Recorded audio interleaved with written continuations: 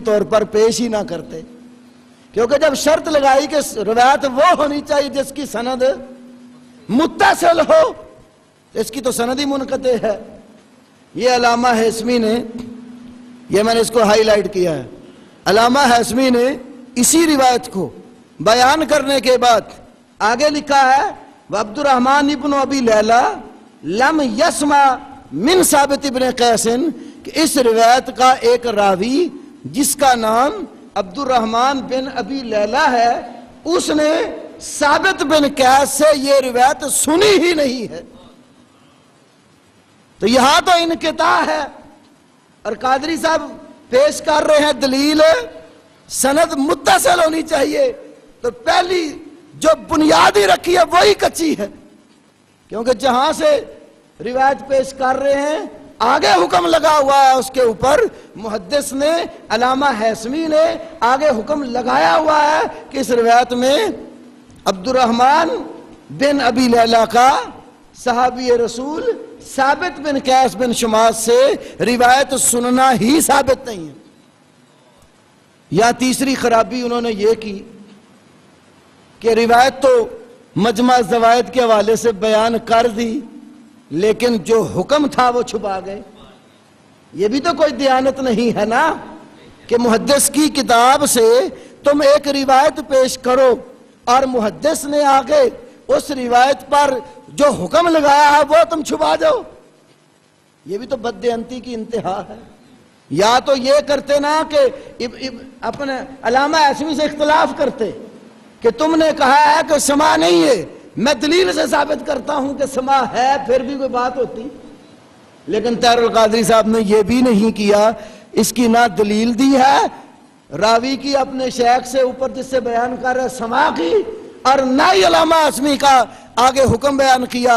اور جو دعویٰ قائم کیا ہے دلیل بھی بالکل اس کے متضاد ہے، دعویٰ سند کے متصل ہونے کا قائم کیا ہے اور دلیل سند منقطع کی پیش کر رہے ہیں۔ پھر اگلی بات دیکھیے، طاہر القادری صاحب کا مبلغ علم کہتے ہیں کہ بلکہ متصل معتمد، متصل اور روایت کیا آنی چاہیے؟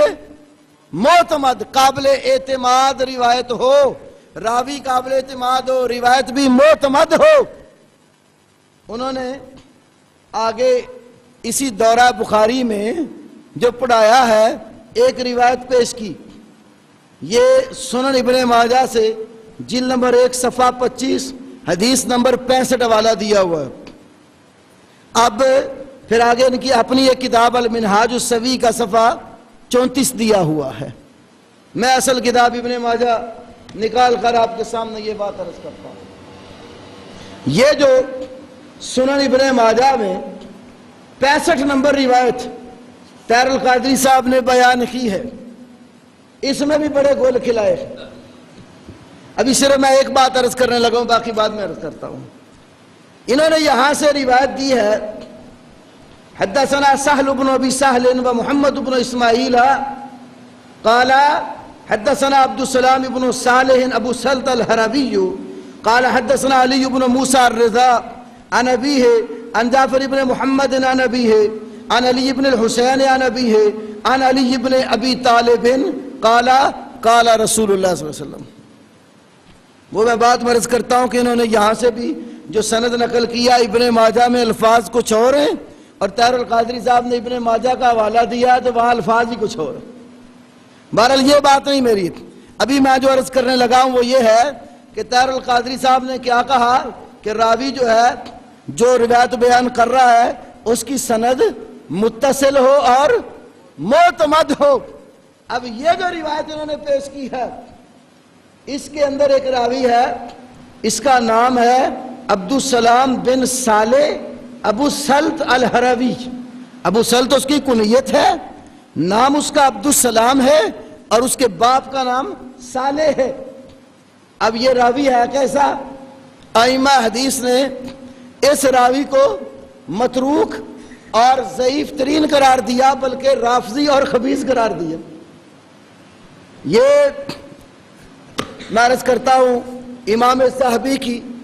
کتب ستہ کے راویوں پر کتاب الکاشف فی معرفت من لہ روایت فی الکتب ستہ، علامہ ذہبی اپنی کتاب الکاشف کے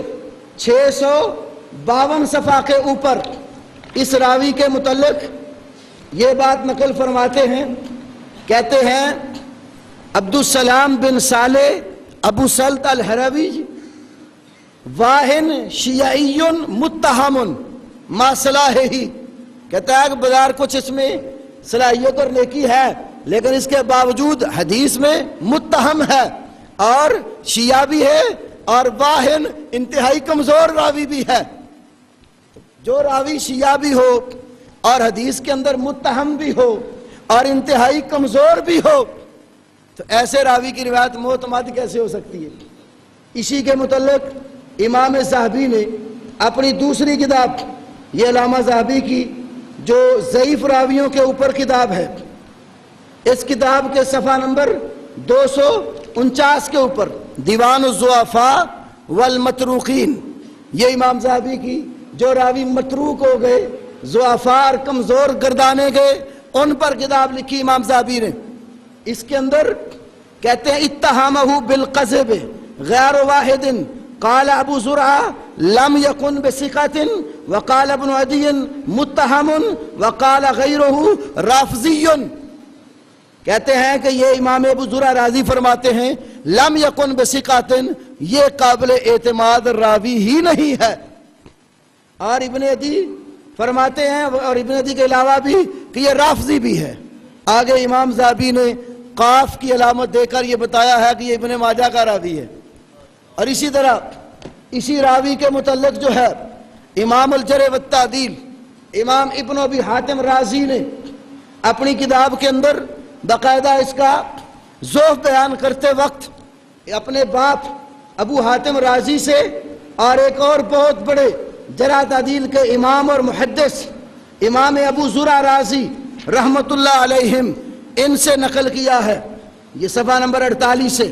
الجرح والتعدیل کتاب ہے، الجزء السادس ہے اس کا، اور ترجمہ نمبر 257۔ یہ کہتے ہیں عبد الرحمن بن ابی حاتم رازی سألت ابی عنہ فقال لم يكن عندي بصدوق وهو ضعيف ولم يحدثني عنه واما ابو زرعة فامر ان يضرب على حديث ابي سلط وقال لا احدث عنه ولا ارضاه، کہتے میں نے اپنے باپ ابو حاتم رازی سے اس عبدالسلام بن صالح الحروی کے متعلق پوچھا، انہوں نے کہا کہ میرے نزدیک یہ راوی سچا نہیں ہے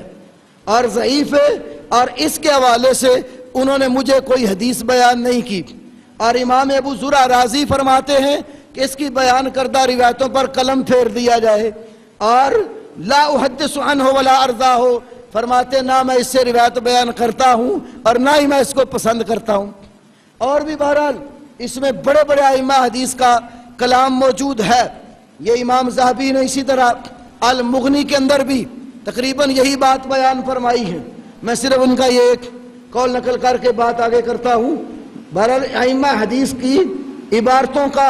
یہ خلاصہ ہے کہ یہ عبدالسلام بن صالح جو ہے یہ متروک الحدیث ہے۔ یہ امام ذہبی نے المغنی فی ضعفاء الرجال کے اندر یہ لکھا ہے کہ ابو سلط الحروی الشیعی، آگے فرماتے ہیں متروک الحدیث، قال ابن عدی متہم،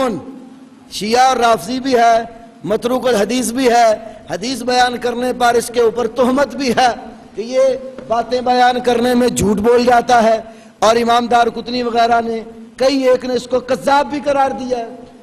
اب ایسا راوی جو کذاب بھی ہو، متروک الحدیث بھی ہو، متہم بالقذب بھی ہو اور وضاع بھی ہو، ائمہ حدیث اس کو جو ہے نا غیر ثقہ اور غیر قابل اعتماد قرار دیتے ہوں اور خبیث کا لفظ بھی اس کے لیے درج کرتے ہوں، تو کیا ایسے راوی کی روایت معتمد ہو سکتی؟ تو طاہر القادری صاحب نے جو اصول قائم کیا، خود ہی اس اصول کا اپنے دورے میں جنازہ نکال دیا کہ جو متصل اور معتمد کی قید لگا رہے ہیں وہ قید بھی کہیں سے ثابت نہیں ہو رہی، بلکہ ان کی اپنی کتابوں سے جو قید لگاتے ہیں اس کی تردید ہو رہی ہے۔ ایک یہاں آپ کو لطیفے کے طور پر بات عرض کروں، دیکھیں ہم لوگ تو صحیح بخاری کا اللہ تعالیٰ کے فضل و کرم سے جس طرح نام لیتے ہیں اسی طرح صحیح بخاری کی احادیث کے مطابق ہمارا عقیدہ اور عمل بھی اللہ کے فضل سے ہوتا ہے۔ اب